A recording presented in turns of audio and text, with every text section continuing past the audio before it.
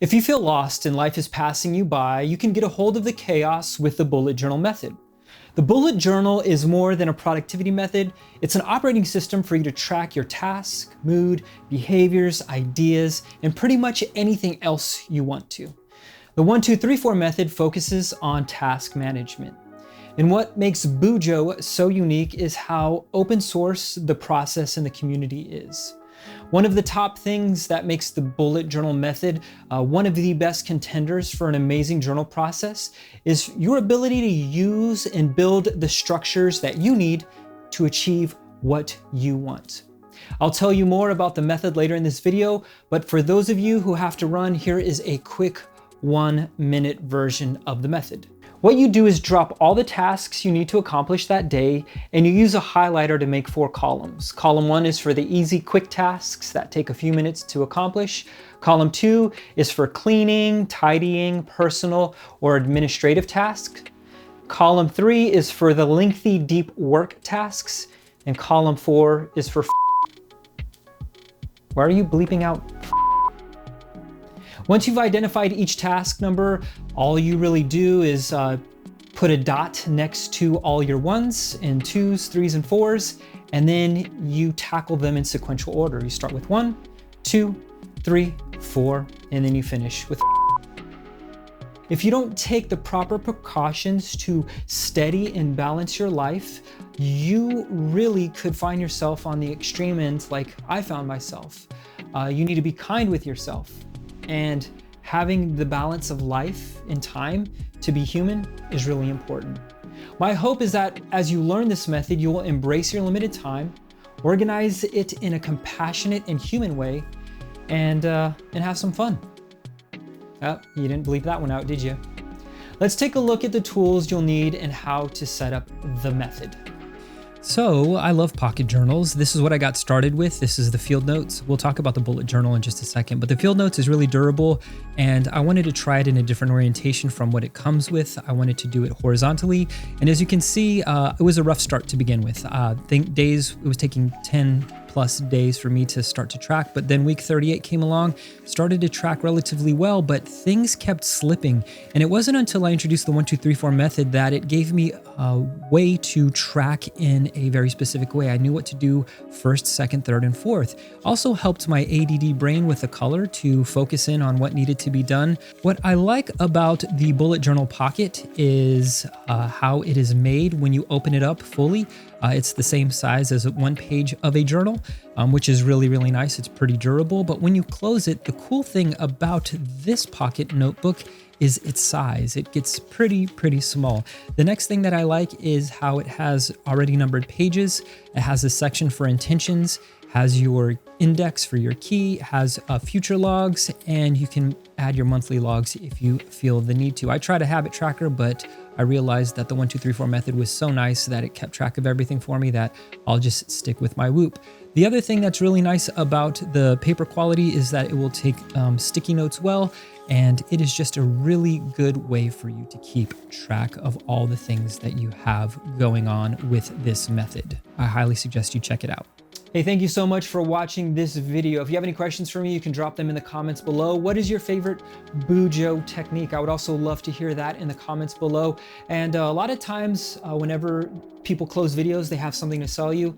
Have nothing to sell you, but if you do want to pick up any of the items, there are affiliate links. These links just ensure that the channel can continue on.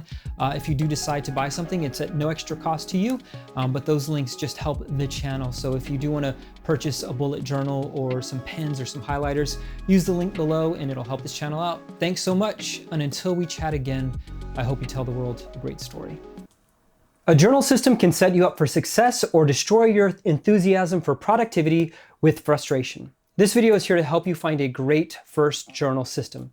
And let's be honest, you're watching this video because A, you probably have seen a Pinterest pin with a perfect bullet journal spread and want to replicate that. I'm sorry, I'm not your guy. This is the wrong video.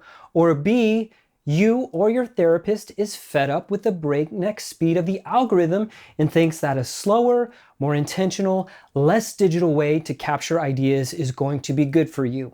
I agree with them. I'm happy to share 3 journal methods for beginners that will elevate your productivity and help you create a new, healthy journaling habit. Hey, my name is Nick and I love productivity, and so if that's anything that you're into, go ahead and like and subscribe to this channel. I know it might be a little early in the video, but I think we have a thing going on here. Let's take a brief look at the 3 methods just in case you want to skip to a specific section. There are links for you to skip to that section. The first method is the Best Self Co. It is a 13-week oriented journal created by Catherine Lavery, and it's all about engineering success with clear, smart goals, habit tracking, and a bucket list that has benchmarks. I know I might have said some of the same things in that sentence, but those are all different things. It's like one of the best done-for-you journals on the market. I have a lot of them, and I think you should check it out, but we're getting ahead of ourselves. Next is the bullet journal method. This system doesn't require a specific journal. You could use a legal pad, you could use a notebook, you could use a chalkboard, although that would really defeat the purpose of the journal. Anyway, at its heart, the bullet journal method is half layout, half symbols. It is flexible enough to handle anything you throw at it, and it's also flexible enough to keep you structured. Do you want it as a food journal? That is easy. Keeping track of how many times your dad says I love you a day? The final method is known as the commonplace journal. The commonplace journal is like a free-for-all method. It's very, very similar to just free journaling. There's no wrong way you could do it, but if you leave this method to itself, it could be where your dreams, your ideas, and grocery list can go to die. Let's take a deeper look at the methods. I will also let you know who I think would benefit from each method. The Best Self method. First method is the only one where I would recommend you buy the specific journal. You can't actually execute the Best Self method without the journal. I'm not going to talk about the paper quality. I'm not going to talk about how certain pens and inks work on the paper or its ability to lay flat. What I'm most excited to share with you is this unique one-of-a-kind system that this journal deploys. The Best Self method is a 13-week productivity development system. I know that's a mouthful, but it really does deliver on this promise. You start with a 13-week bucket list, the things that you want to achieve. From that, you choose 3 main goals. You take those main goals and you break them down weekly with tracking and habits, and it also has a very, very good daily journal spread. While the method at first glance can seem overwhelming, this is still perfect for beginners for a few reasons. 1, this journal comes with a dedicated guidebook. When your journal comes with a guidebook, you know it doesn't play. This is what we called organized Riz. Number 2, the journal also has a ritual card and 13-week calendar for tracking. Your ritual card is what you're going to be doing in the morning and the evening to live your best self life, and the 13-week calendar is actually for tracking your days. And then finally, the journal is a great quality and comes in a variety of colors, and I know if this is your first journal, that might matter to you. This method is detail-oriented. It is very clear and flexible enough to tackle 99% of personal productivity journaling. So you're asking yourself, who would I recommend this journal to? I would say this should be a requirement for any college freshman, anyone with ADD, or if you have really big goals and need a method of untangling the spaghetti of achieving, you would do that with this journal. This journal is also great for the mompreneurs or those of you who have a starting side hustle and you need to keep the 9 to 5 ducks in a row. There's a link in the description if you want to go check this out. The system is elegant, it is effective, it is easy to use, and if you need to implement a structure to your life yesterday, this is the journal for you. The only downside to this journal is that if you want to keep this going for a whole year, you're going to need to purchase about 4 of these, and the annual cost to practice this method is going to be anywhere between $120 and $150 per year. It is on the pricey side, but it is definitely worth it. The bullet journal method, by contrast, is very affordable. It doesn't require any dedicated journal, but it also inherently lacks the off-the-shelf structure of the first method. Despite all this, there is a reason why bullet journal method is the people's choice for journaling. The customization of this method is why so many people are raving fans of the system.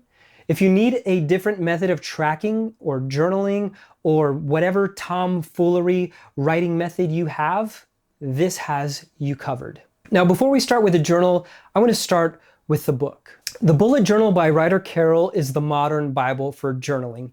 It is birthed from the abandonment of productivity apps in exchange for the tactile System 2 thinking. The bullet journal method is as much philosophy as it is productivity. That is the beauty of this method. It is equal parts form and function. At the heart, the bullet journal is made up of something called collections. An index is your table of contents. Logs are singular or multiple months, weeks, or days. And logging is the actual note taking, with migration being the act of moving tasks and collections to other places. While it's a simple concept at heart, it has the capacity for complex spreads, logs, and collections. I use the bullet journal method in a very stripped down way. I only use the collections that are monthly logs and daily logs. I deploy something called the 1, 2, 3, 4 method that helps me categorize and organize how to achieve my daily tasks. There's a video for you right here if you want to go check it out. It's just called the 1, 2, 3, 4 method, and it's a little bit more of an explanation. So this method is great for the creative, the writer, or anyone who wants to build a personalized tracking system on paper.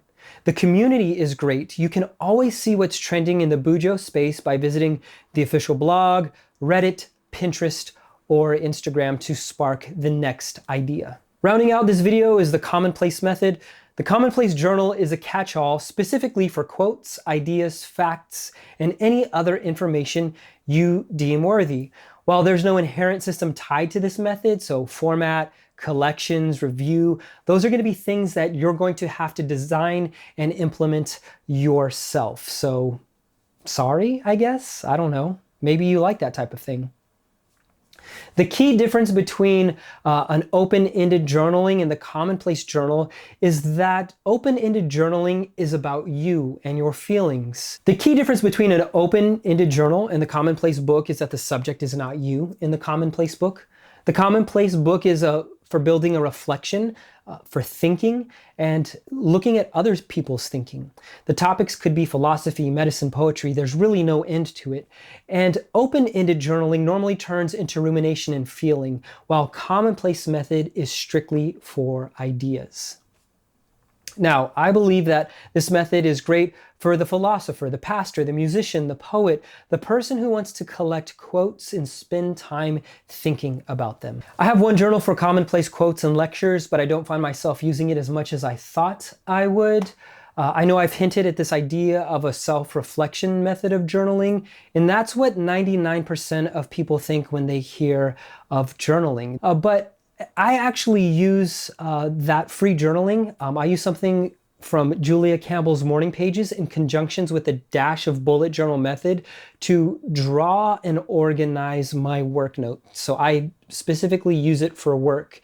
And while it is more of like my emotions at work and not so much my tasks at work, I definitely find the method helpful. Which method do you think you'll choose for your first journal? Let me know in the comments below. Remember, like this video and subscribe if you find any of this helpful. And until we chat again, I hope you tell the world a great story. Peace. The right tracking system in your bullet journal isn't just about staying organized. It can skyrocket your productivity, transform planning from a chore to a joy, and maybe even turn you into a scrum master in the process. But choose the wrong one and say hello to frustration, burnout, and a ton of abandoned notebooks. Let's find a method that works for you. Hey, my name is Nick, and I am a marketing executive turned content creator. I love helping people find a journaling system that works for them. And in this quick video, we're going to pick out a right tracking system for your bullet journal or your planning. It's going to supercharge your productivity. If you're new to the whole journal planning, bullet journal scene, I suggest going and watching the official How to Bullet Journal video. There is a link in the description for you to go check that out. So the first of the 4 methods is super simple and is great for those who are new to the whole space, and it's called the Alistair method. And essentially, it's a T-shaped grid that is really flexible. Building your T-grid is easy, especially if you have square or dot grid paper. At the top right, you want to give it a title, and that could be where you have your weekly to-do. Great method if you want to have tasks that follow multiple days, or evergreen tasks that you want to track. And this could be really useful as a habit tracker, or combined with a bit of a to-do list and habit tracker. If you can have some options for that top left, I use the days of the week, Monday through Saturday. That's what makes the most sense to me. But I have seen some people use the top left for projects, clients, or locations, because sometimes you may have to have the same process for multiple clients. And I wish I would have had this when I was in marketing, when I was servicing multiple organizations as a chief marketing officer. This method is a little bit Kanban, if you know what that is. It's a little bit of a tracker, and it's really, really simple. And it's one that's very hard to mess up. The reason that this method is good for beginners is because it doesn't require a daily habit.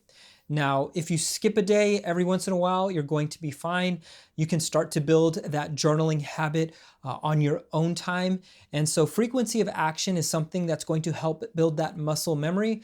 But like I said, if you skip a day or two, it's not going to be detrimental. Building a journaling habit does take time, so this is one of the perfect ways to start to build that rhythm. One key insight to this that's going to help you is if you find yourself running out of room with the Alistair method, try separating your habit tracker and your to-do list in two separate formats. I would suggest a monthly habit tracker. That way you have more room for your weekly to-do list, and showing yourself your habits in a monthly view is probably going to be way more beneficial to you. Second method is called time blocking. And time blocking is a calendar method that helps ensure your tasks and goals are aligned with your daily calendar. Most of these other methods are open-ended when it comes to the time to accomplish the task. That could be frustrating for a lot of people. And the reason that time blocking is so loved is because it gives a definitive time for the task to take place. This method is great for professionals who don't have a lot of time in their schedule. The one thing that works well for this is to use a spiral-bound notebook.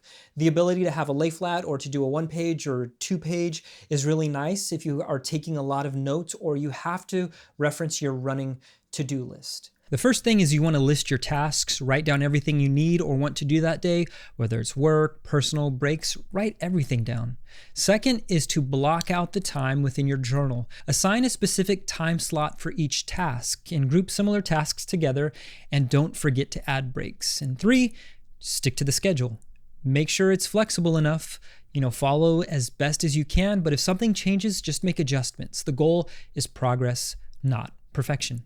So why is this time blocking great for beginners? It's going to ensure that your to-do list finds a time and a place to take action, and that is really key. One of the biggest pet peeves is to see an easy task on a list that moves from week to week to week. Time blocking is a way to start and finish tasks full stop. So adding a Pomodoro timer, it's like an egg timer. I set mine for 50 minutes of work with 10 minutes of rest, and that's how I block my time. The timer also helps me get over my initial task inertia, so that's there for you too. Finally, in this method, I need you to repeat this after me. Lunch is sacred, okay? Don't skip lunches. You're only as good as your health, and sacrificing your health and wellness for your work is a disservice not only to you and to your employer, but to the good Lord Almighty. Eat a lunch, bro. It's really that simple. Third method is called the 1, 2, 3, 4 method. It is my favorite method because 1, it's colorful, 2, it's easy to understand, and 3, implementing this has a built-in method for determining your task order. Like the Alistair method, you can create a weekly drop list, and then you can distribute those tasks across days of the week. Each day gets its own section, so Monday has a section, and Tuesday, Wednesday, etc. And the color-coded columns are for quick and easy tasks. The second column is personal or self-care tasks, cleaning, administrative work.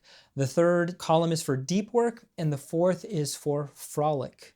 I can't say the F-U-N word because my editor is a man-child and he will bleep it out.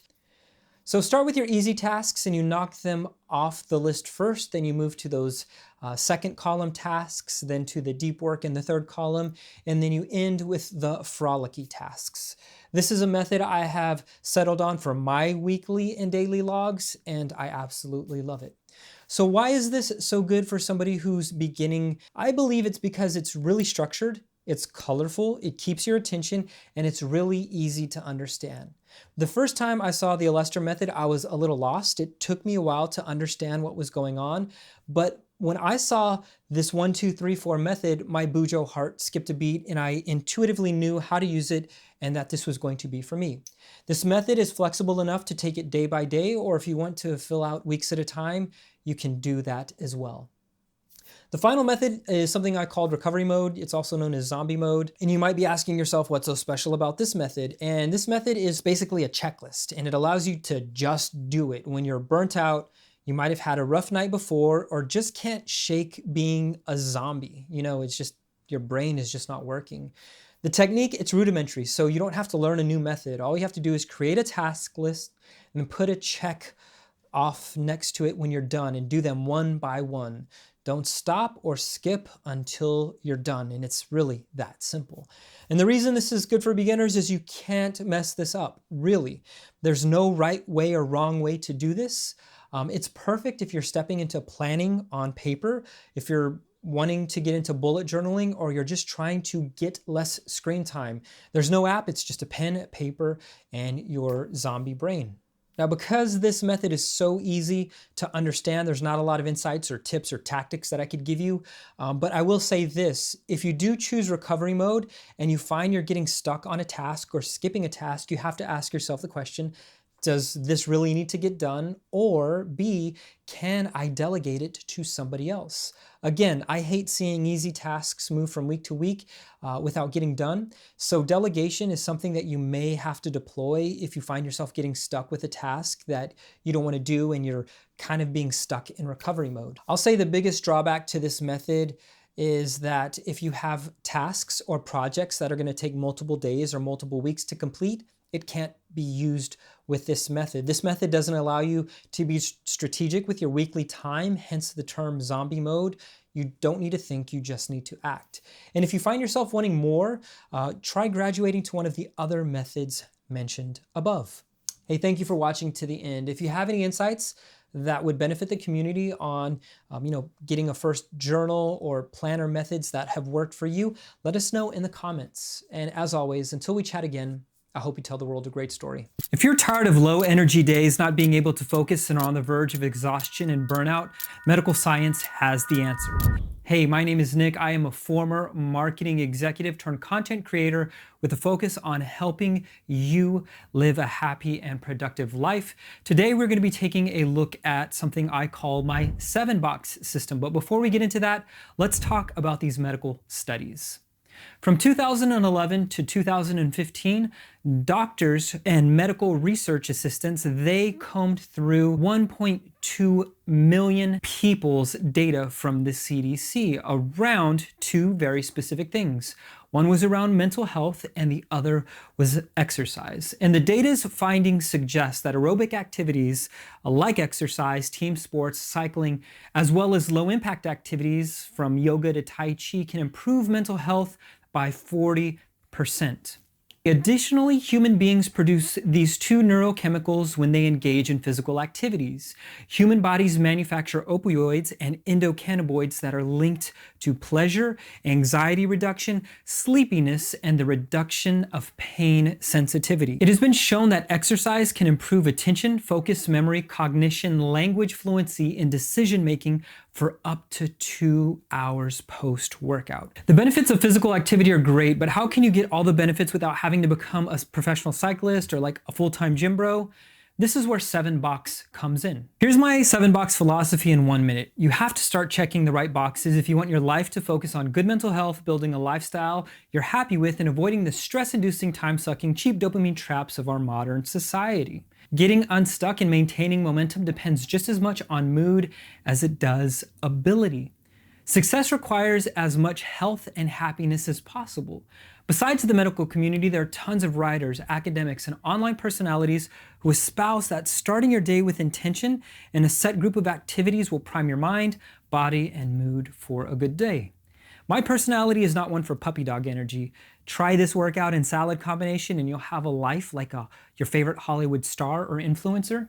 I like real and I like truth. And Hal Elrod has a book called The Miracle Morning, where he talks about habit stacking. Julia Cameron and her followers, they swear by the morning pages routine, which you can find in her book called The Artist Way. When you stack high reward activities over time, these become a habit stack. Accomplishing your daily habit stack will help you be healthier, happier, and more productive. This is the first step in my 4-step slow flow productivity playbook. So let me just give you these 4 real quick. The first is to start checking the right boxes with 7 box. Second is to love your work. This is where we look at intrinsic values, ikigai, Mihai Csikszentmihalyi's flow state in order for you to love the work that you do. Next is organizing your time, which means making sure that your time and your tasks and your team are all firing on the same cylinders. And finally, welcoming boundaries that bring insights. My 7 box is a checklist of activities I love to do, and that also gives me a great morning so I can crush the rest of my day. So here's my 7 box in order. The first is to work out. Second is to fuel with good, healthy food. Third is to meditate. Fourth is to take a shower. Fifth is to read. 6th is to journal, and 7 is deep work. Now, I will say this, that deep work is an hour transition, but everything else takes me about 90 minutes. This list is my morning ritual that allows me to be at my most optimal state. When I accomplish my 7 box, I am joyful, I am productive. When I don't have those 7 boxes checked, I can feel sluggish and grumpy. I believe every morning routine needs to incorporate mind, body, and soul to prime the day for joy and creativity, performance, productivity, whatever is going to set us up to be in a good mood, fuel our body, mind, and passions. If you follow a similar process, you can become the best version of yourself. I focus on exercise, fuel, and meditation to help my brain focus. I am ADD, I'm diagnosed as type 2 inattentive, so blood flow to the brain from running or working out helps with the high protein breakfast. If I add 15 to 30 minutes of meditation and breath work, I start to feel amazing. I do take over-the-counter supplements for focus, and the benefits are definitely way more noticeable when I complete a 7-box morning routine. The tension with this method is it does take some time. Like all good things, time invested is rewarded in dividends. Meaning, if you put in the time, you're going to feel better and perform better. 7-box allows you to create something scientists have called an internal locus of control. And it's when we feel we have control over our life, where we're able to make logical and healthy emotional choices instead of always feeling like our survival depends on pursuing something we just don't care about or something that we don't want to do. Just like a car has a check engine light, I know something is off when I keep choosing tasks and focus on things I don't want to focus on. This could be because of fear, because of an anxious central nervous system, or not understanding your own strengths, values, and talents. 7-box allows you to develop these over time, making sure that you are going to focus on what is going to benefit you. I want to give one huge caveat, because this is really dependent on what season of life you're in. If you're in a season of life with really small kids or caring for a loved one that demands a lot of focus and attention, waking up before them to accomplish this might not be practical. You might not have an hour and a half to do these things. It might not even be possible, so don't force yourself into my routine or somebody else's solution.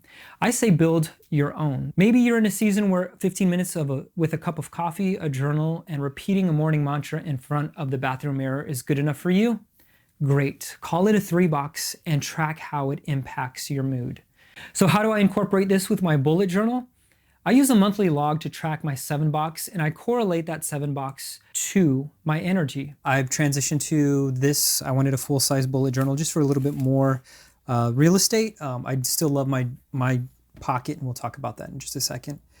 The way that 7-box works is I like to do my workouts, my fuel, my meditation, shower, read, journal, and deep work. All of those are just a box here. It's a grid system, and it correlates to my monthly day. So here I have my essentially like my 1 line a day. and then it's tied to my energy. And you can see where I could start to make correlations where, multiple X's are going to lead to lower mood performance. I love that so much. And so, yeah, and then at the bottom, I just have some quotes, and then here's my daily spread. But let's build this out for like a February. And and so we can do that real fast.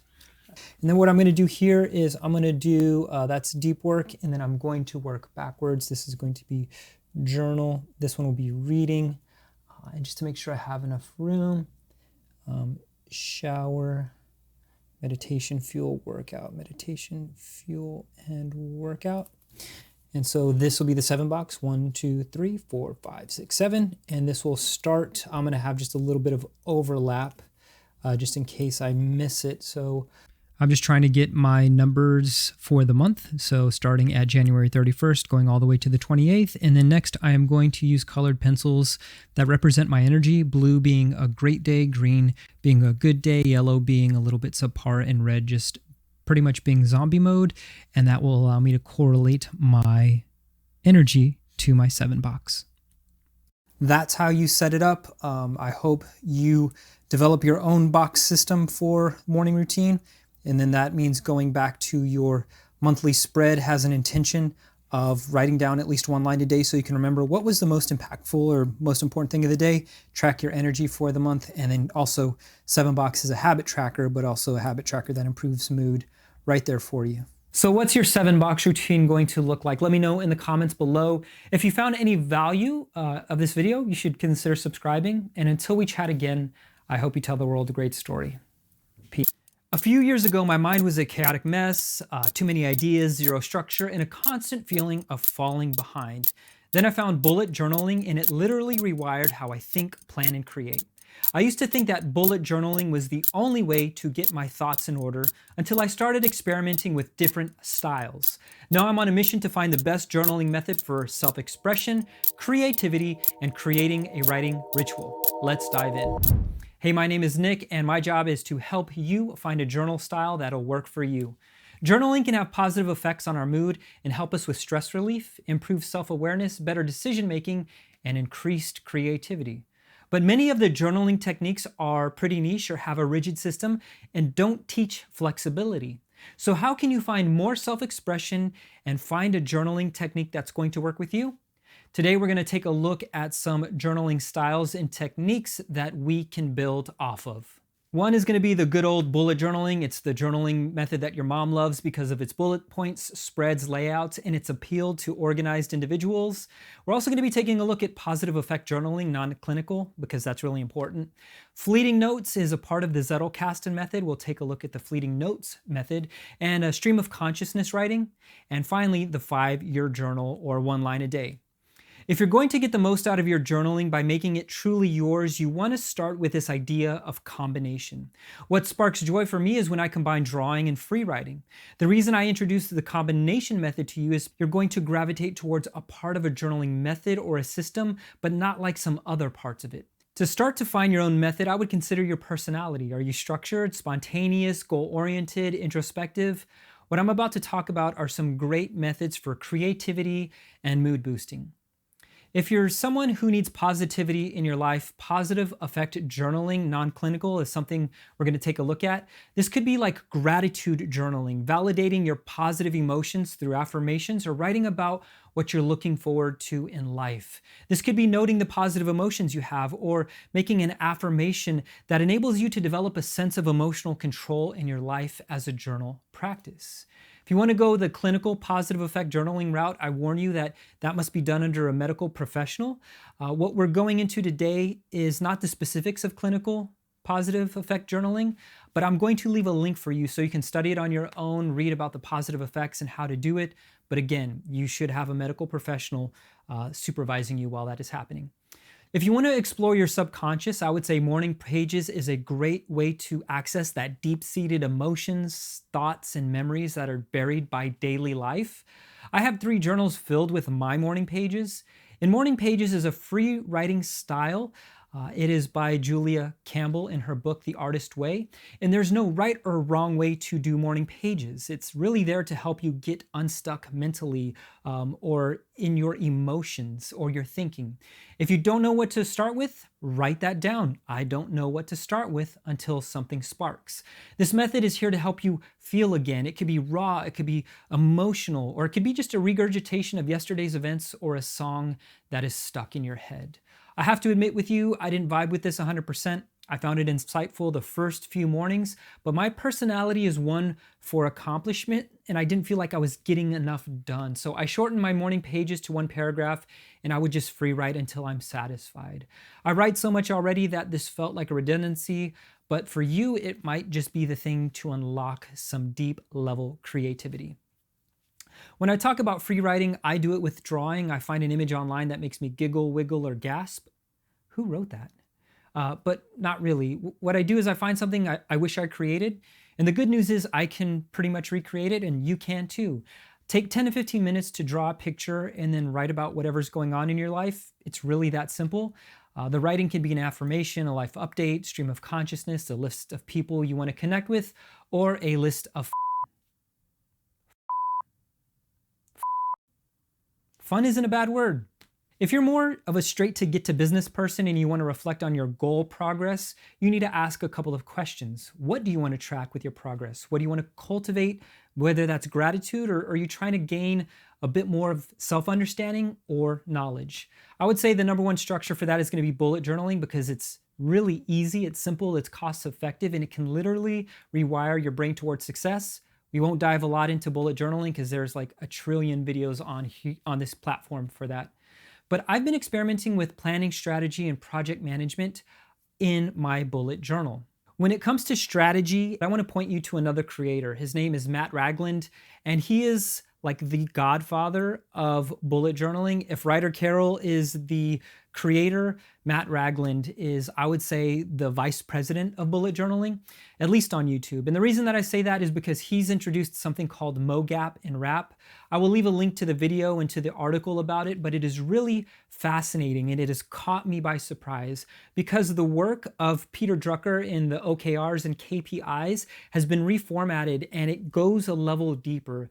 MoGap stands for Milestone, Outcome, Goal, Action, and project or persons, depending on how you want to see it.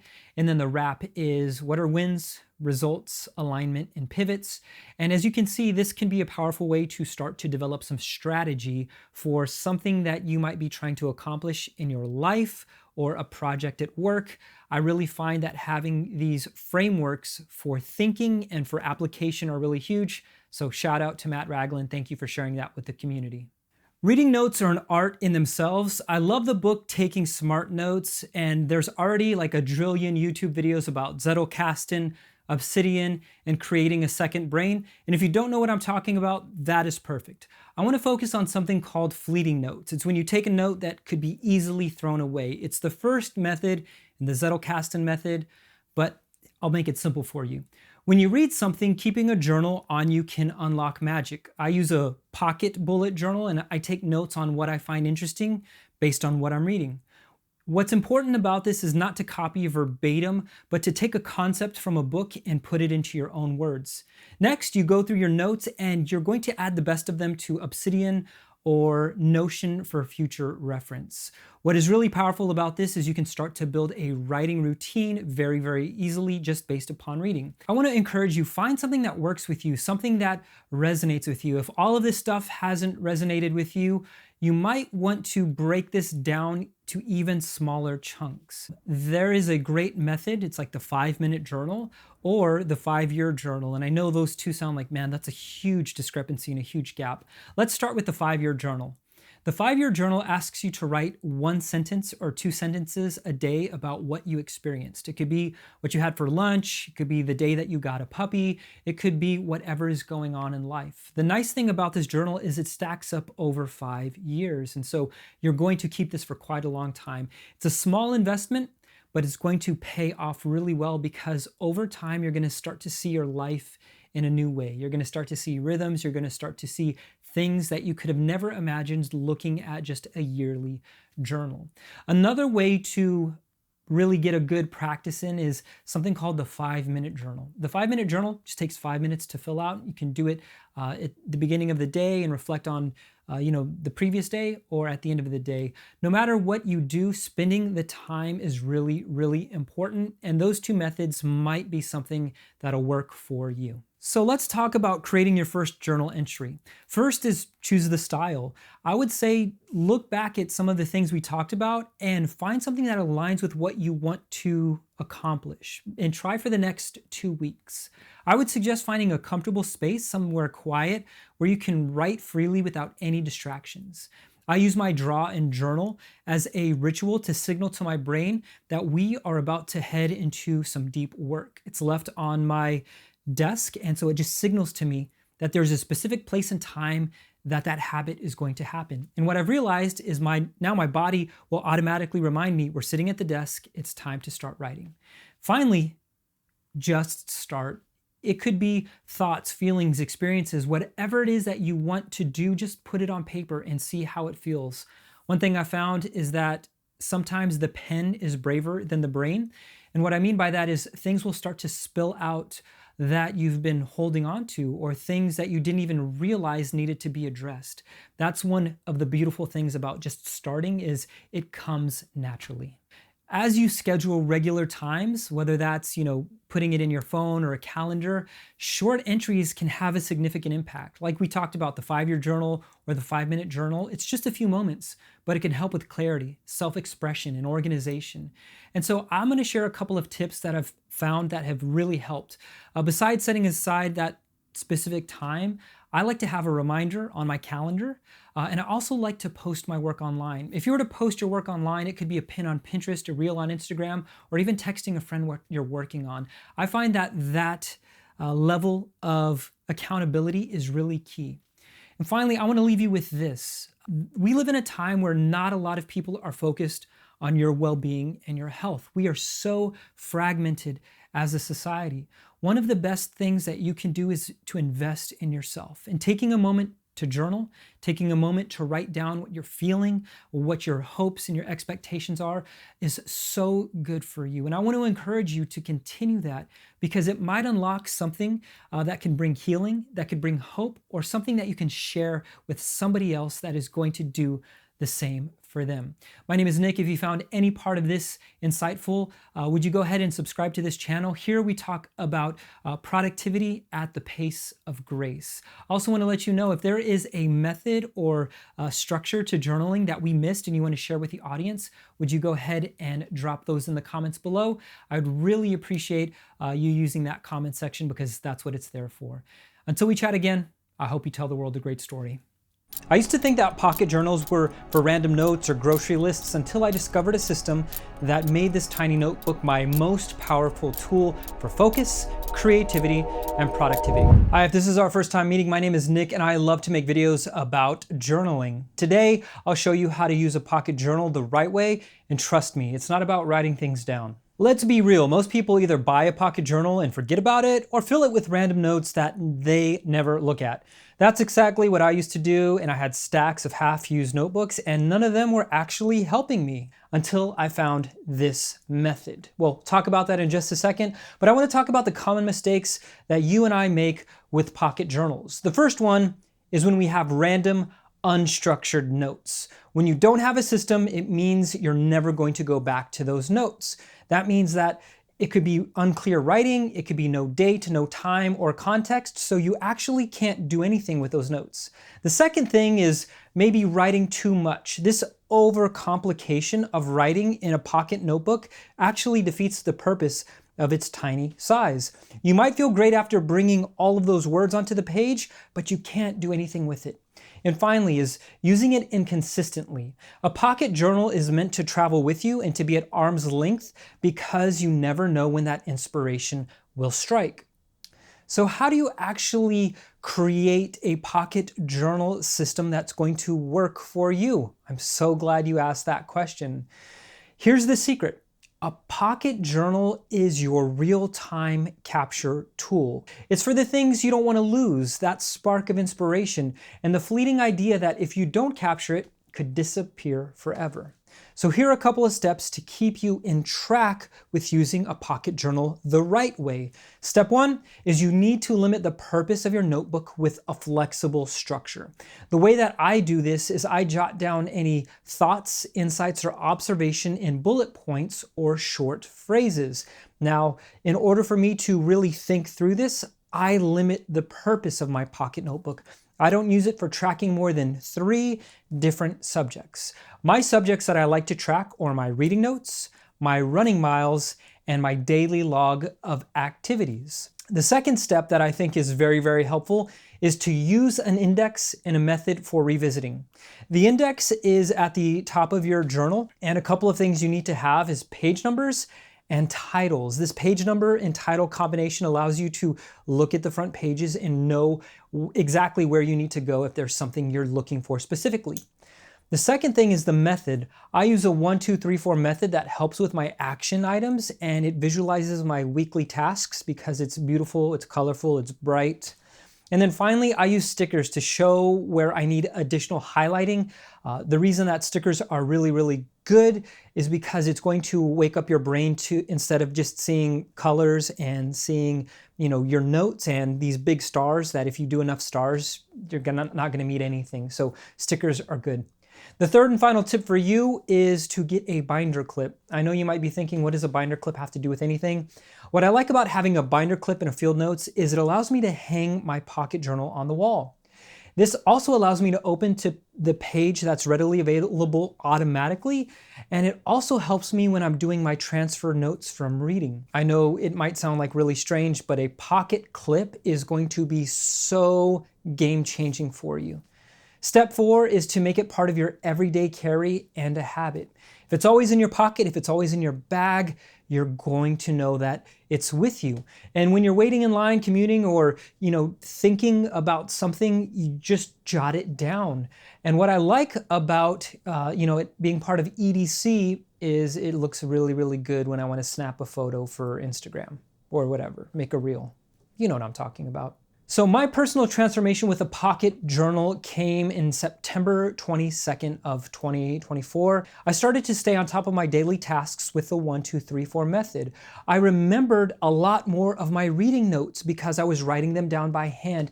And it also helped me track small but important thoughts that later became big projects. One of those projects is something called slow flow productivity. I have a video about that. It's part of my 7-box method, and you can go check that out here.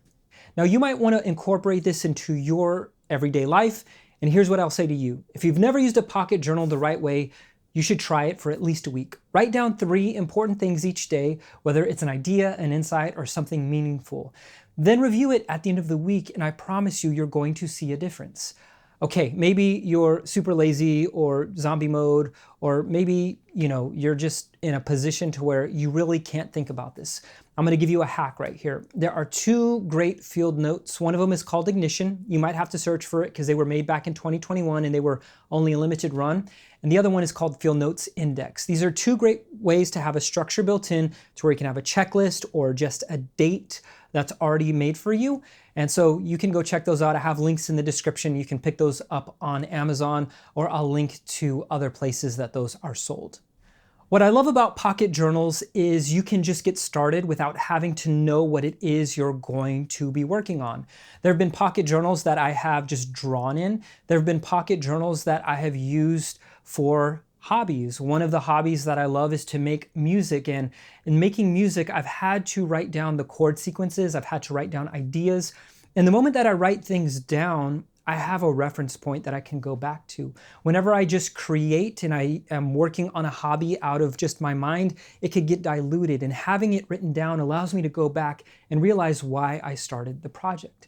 Another way that I use my pocket journal is for a running log. What I love about tracking exercise, it helps reinforce the exercise I want to commit to. When I started running, it was so nice because I have a Garmin watch and it would go straight to Strava. But over time, I started to realize because it was in my phone, I didn't get to see my weekly or monthly miles. By writing these miles down by hand, I am now encoding it into my brain how many miles I'm actually striving for this month. It helps me for my overall goal of running. I want to run 600 miles this year. A very easy and doable task, but if I don't keep up with it, it could slip away.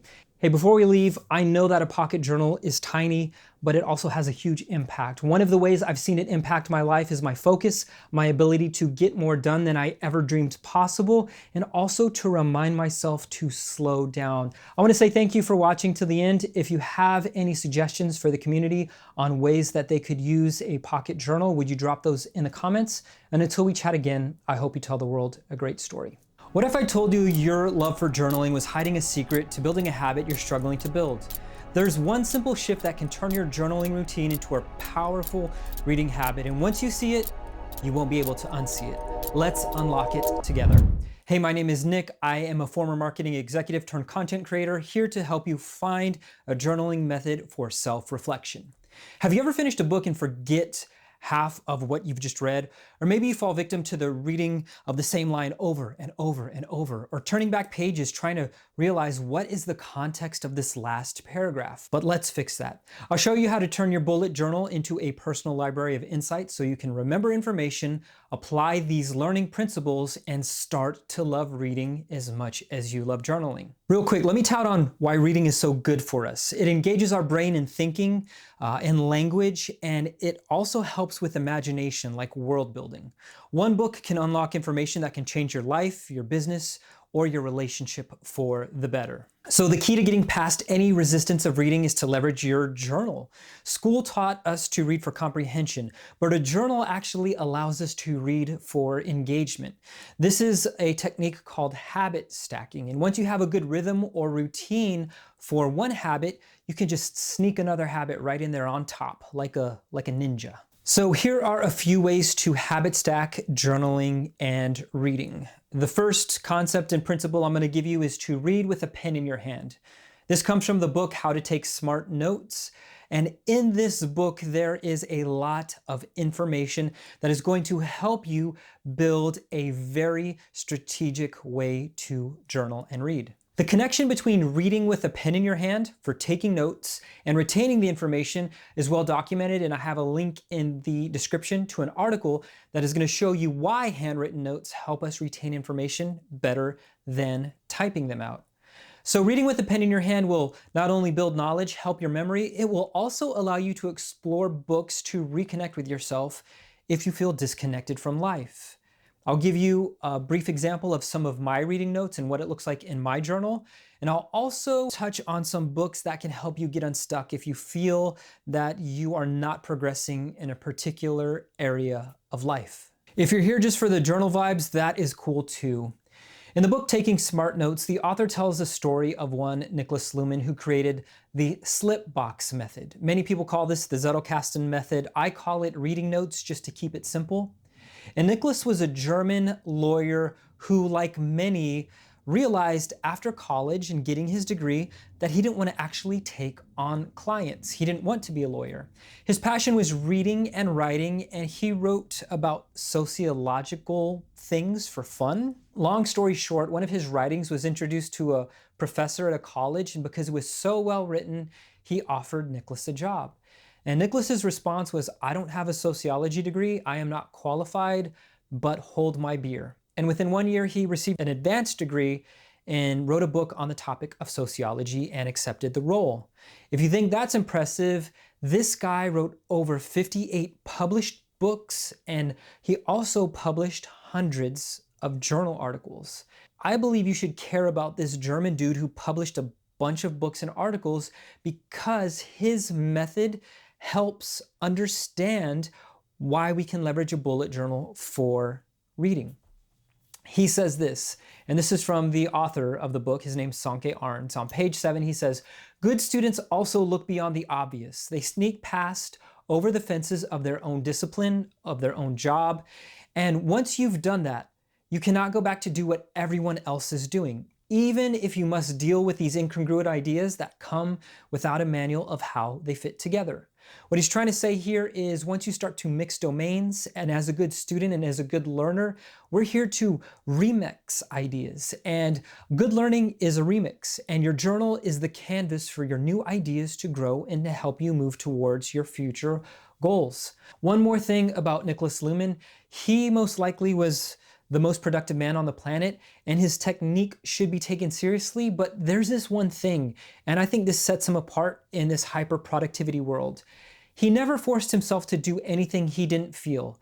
He even said, quote, "I only do what is easy. I only write when I immediately know how to do it. If I get stuck even for a moment, I put the matter aside and I do something else." That's insane in our culture and our society. And this is the magic of reading notes. It's humane. It isn't going to feel like a chore. It isn't going to bog you down or make you feel guilty for not getting it done. This method is going to help you leverage that love of journaling, and you're going to easily build a reading habit. So let's learn this method really quickly. I'll be paraphrasing, so if you want really more details on this Zettelkasten reading notes, fleeting notes method, there's a link in the description. So first, we talked about this. You want to read with a pen in your hand. It's called taking a fleeting note. And you write in your own words the idea that stands out to you. This is so important. Definitions, maybe it's story summaries, principles of the book, or quotes that you like. But when you write and summarize your ideas in your own words, you're closer to understanding the fundamentals of an idea and not just talking in like 5.1 surround HD 4K. That kind of means nothing to a lot of people. I use a bullet journal pocket for my reading notes, and one journal for me can hold between 2 and 4 books. Next, you want to expand on your ideas with a permanent note. To take that written note, you want to take it to like your digital app of choice, whether that's Obsidian, Notion, Apple Notes. But what you want to do is introduce a structure for the note that someone who has no context for the book can easily read. This ensures your note will make sense to future you and that other people can use your note. I use Obsidian because I love their tags, and those tags will generate a web of ideas. This is very helpful if you want to develop new ideas, if you want to be a writer, if you want to make more content, if you have, some theories you want to express, or maybe even some just really dope sourdough pizza recipes. If you do, please share those with me. When we look at the index, you can see some of the books that I have made some notes on. One of them is Slow Productivity by Cal Newport. So reading notes should do a few things. One, your reading notes should make your books yours. And what do I mean by this is when you're reading in your book, you want to doodle, you want to highlight, you want to make notes in the margin. And this is an art called marginalia. These markings show that you're active in your reading. The notes, the underlining, the highlights, the doodles, it shows your interest in the book. And I highly encourage you to write in your book to make it yours. Second, they should encourage a multiple reading of the same book. And so what I mean by that is after the first round of reading, you should have some information. You want to go back to a second round of reading to have this integrated into your life. The second go of a book can be you skimming through the pages until you get to your notes, your highlights, your underlines, whatever it is. And you can take those notes and put them in your own words in your reading journal. These reading notes should spark more questions. On page 60 of Slow Productivity, I asked questions like, what are the neurophysiological effects of cortisol and a busy schedule? And what are time requirements for rich semantic connectors for neurons? I don't know what these mean, and I actually have to go and research these. Good reading should raise more questions. Honestly, it's that easy. Read with a pen in your hand, write in your books, and make notes in your bullet journal. The best ideas you're going to drop into a notes app, and it's really that simple just to leverage your bullet journal for reading habit. If you currently feel stuck in life, I have 4 types of books that I recommend that could help you get back into the flow of things. Penguin Books has a great series. They're called Great Ideas. Seneca on the Shortness of Life is a great one. Next one in the series was Simone de Beauvoir's What is Existentialism? And it's a great primer for that mid-century philosophy. And if you're feeling extra spicy, Byung-Chul Han's Non-Things or Burnout Society are great. Some of the translations are weird because it is from German, and I would say that these are for mature audiences. And finally, if you're looking to get into some philosophy, but you don't want to have to comb through it yourself and you want somebody to explain it for you, I suggest anything by Ryan Holiday. A great entry to all of his books is a book called Ego is the Enemy. For self-help, we always have to go with Atomic Habits. It's the granddaddy of all self-help books. This will help you create systems in life and not just goals. And what I love about this book is there are so many quotable moments. And if you are into journaling, you're going to be writing a lot for this one. Next is Digital Minimalism by our friend Cal Newport. And it's this idea of ditching the endless scroll by creating a philosophy of technology and taking a 30-day break or vacation from social media. Koga and Kashimi have the third book on the list. It's called The Courage to be Disliked. And what I like about this is it really highlights this young man who's struggling with self-doubt and he wants the approval of others. And he's increasingly becoming bitter in life. His conversation with an older, wiser man is groundbreaking, it is fresh, and if you are bitter in life or you're becoming more cynical and jaded, this book is for you. I wrote a book, it's called The Storytelling Heart, and it's on number 4 of this list, and it's just a way to examine the story we tell ourselves about ourselves and the world around us. Normally, our story is hidden beneath our to-do lists, and like Byung-Chul Han, I believe that narrative is not a fallacy, but it is a way of making sense of the world around us. The book that I wrote looks at the hero's journey and gives practical application to shaping our story for the better. And if you've seen any of my podcast videos, I always have this line, it's, better stories lead to brighter futures. And this book is expounding on that because it's true. Productivity lovers, here are 4 books that are going to kick you in the to-do list, get you in high gear, but also help you not burn out while doing so. The first one is 4,000 Weeks by Oliver Burkeman, and it's a hilarious and humane look at realigning our humanity with our task list.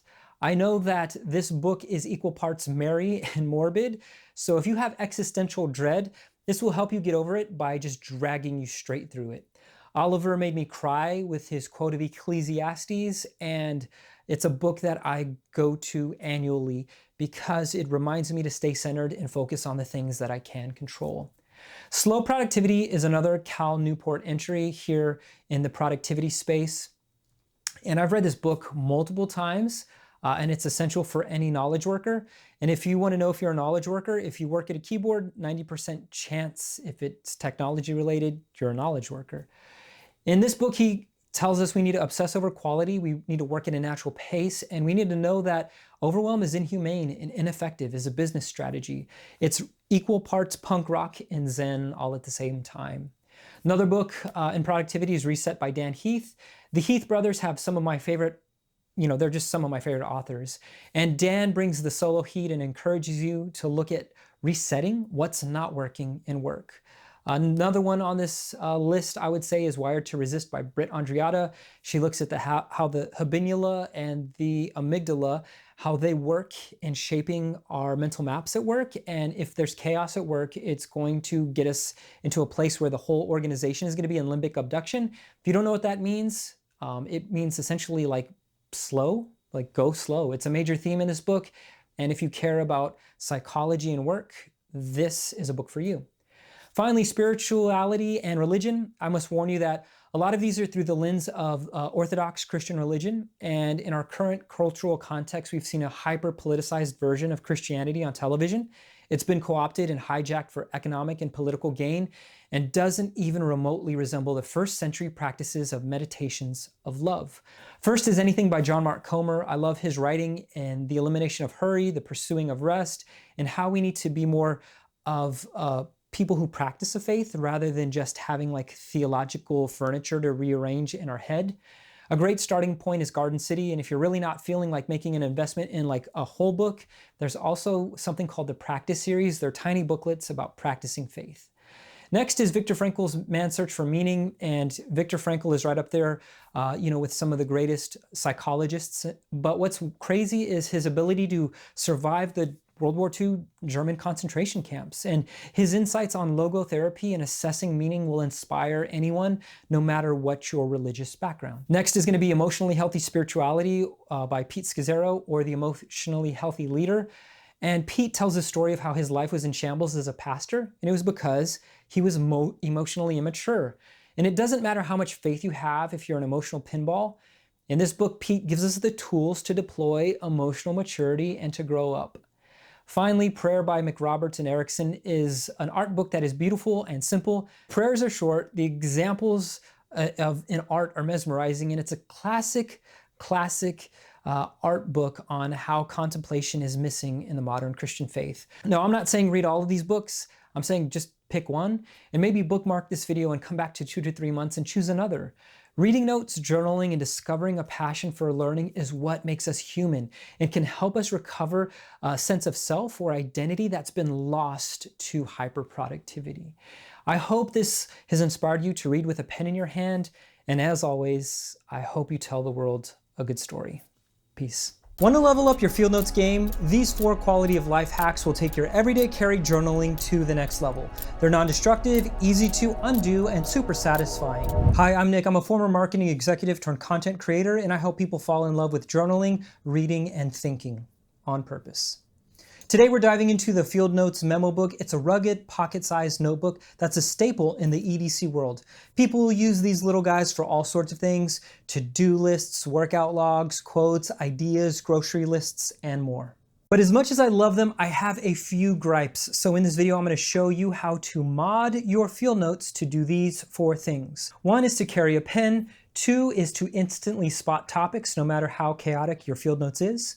3 is to add a handy pocket to the back of your notebook. And 4, and yes, totally serious, connect it to the internet. If you want to grab any of these materials I mentioned, there are links in the description, so let's get right to it. First up is a quick and easy pen holder. Carrying a pen with your field notes, finally. I love this because I'm always searching for a pen, and having your field notes and your pen separate is just not the vibe. So how do you do this? You're going to need some gaff tape. It's stronger than painter's tape, but it is not as destructive as duct tape.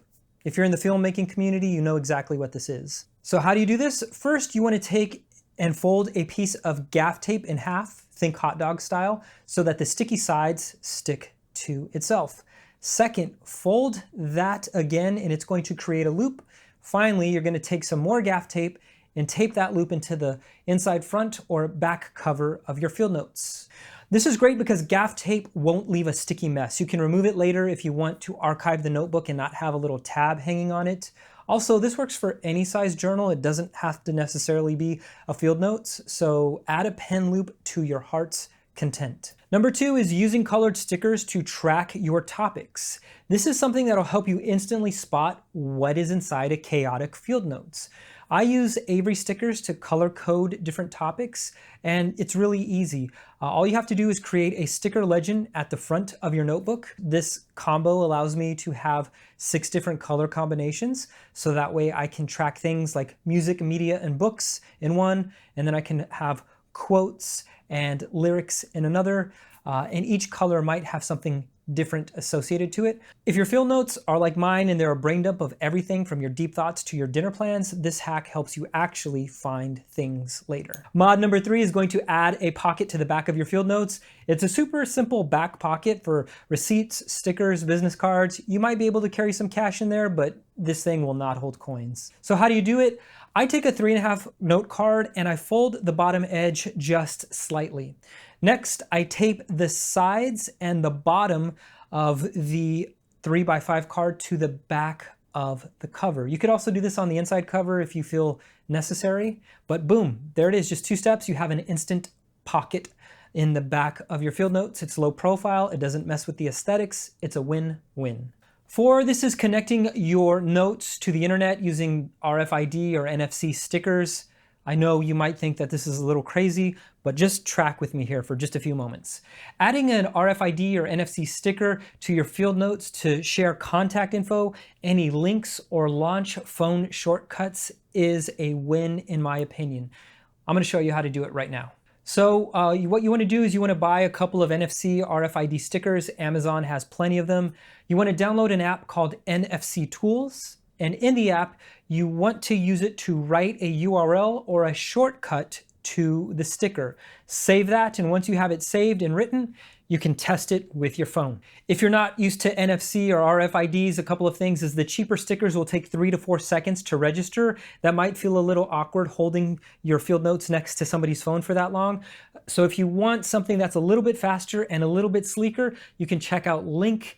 The reason that I like Link is because they're very, very fast. This is a great way to connect your physical notes to your digital world. So those are 4 easy, non-destructive mods or hacks to your field notes that are going to just give you a little bit more fun and function.